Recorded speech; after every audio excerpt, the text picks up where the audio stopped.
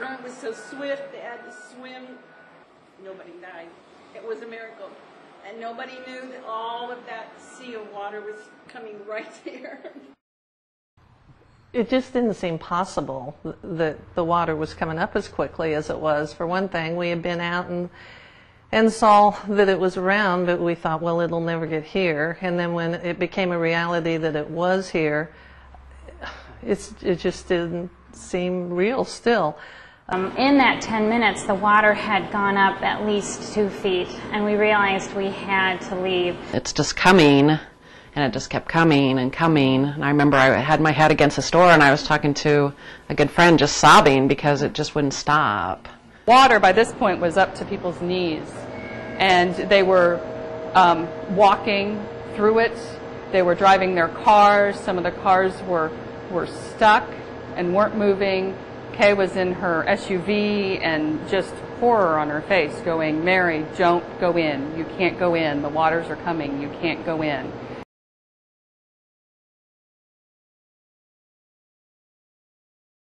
You know, God's kind of placed that on me that when you walk by faith, it's not the things of this earth.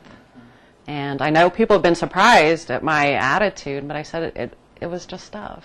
So as I was just taking a last look at the house, the water was just coming up to our foundation, and this was just the beginning. And I just thought, Lord, it's gone. It's all gone. And, just to look at it and think, okay, Lord, it's all yours, and it's all gone. And thank you for what you've given us. And we ran out the door and headed to the neighbors who was having a wedding shower at the time, and she had prepared food for 50 people, and only 12 people showed up.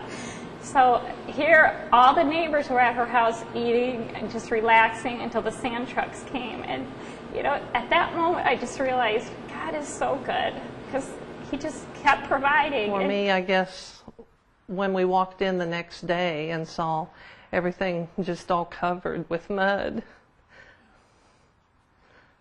Well, a lot of it is it's so quick that you don't have time to really think about what you need to do, what you need to get. So what's important become very aware of what you need to do and get out quick, which we had the 2 cats, so that was a priority. We had about 25 minutes to get into the house, get some papers that we thought was important, the cats, and to leave. And we saw the water running across the road, and we knew we didn't have much time. And they said it was coming up a foot every 15 minutes. My life was on the lawn. There was just this big pile of all my memories in my life just on the lawn, and this big mound of my life. And Michael Hasler just took me by the shoulders and said, "Mary, you are not to lift the thing. You are to make decisions.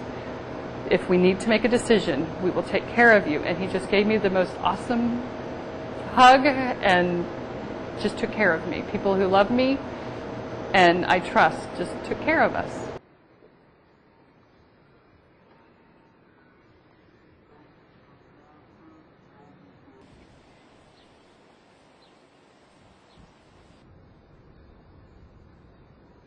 Because you're not really prepared to deal with a flood.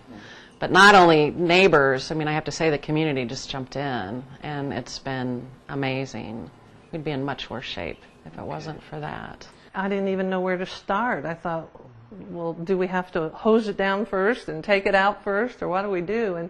And fortunately, people started arriving immediately. And while I'm standing here just looking at it, someone's saying, "Get the little stuff and put it over here and get that out of the way, and then we'll get the big stuff out of the way." And friends that we hadn't seen for years, a couple from Florida, were up here in their flip-flops and bare feet, walking through the mud, helping us get stuff out. And it makes me think, what's happened in their lives in the last few years that I haven't been there for them.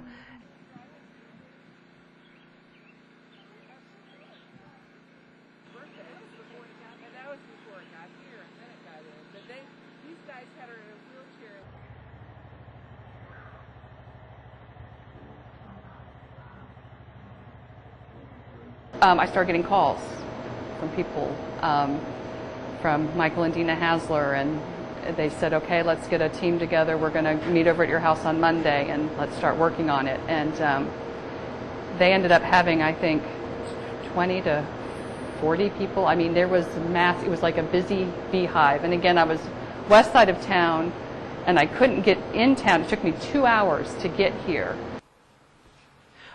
When we left here, we just said, where are we going? And we have friends that live about 4 blocks from here. And we said, let's go there and regroup. And the friends that we actually went to were not home, but a gentleman that lives across the street from him, who we knew through them, was home.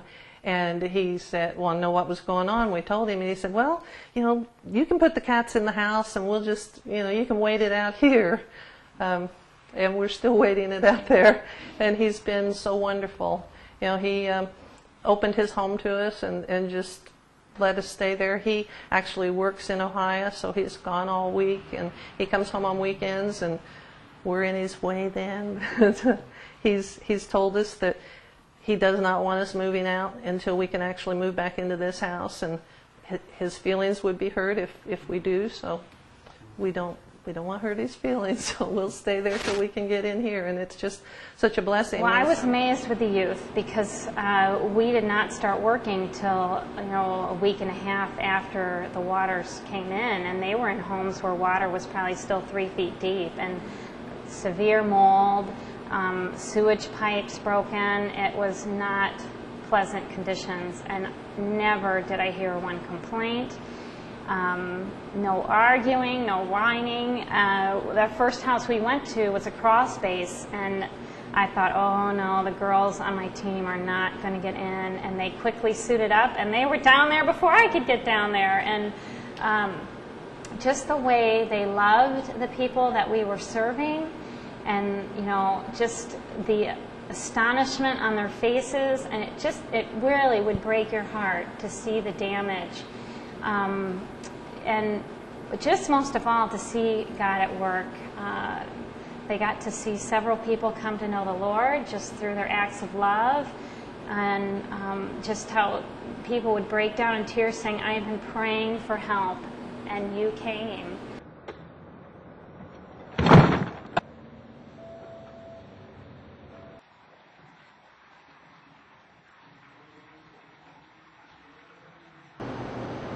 It was just awesome. The people just kept coming and kept coming. It was very much a funeral of love, and it's my phone still doesn't stop ringing. It's incredible. Morning after the flood, I woke up and I hurt all over my body, my heart, my soul, and I just wanted to stay in bed and cry and then die, but I didn't. I just said a prayer, and I was able to go on. Oh, but people are just amazing. I just can't tell you the things that have touched my heart. And there's so much positive.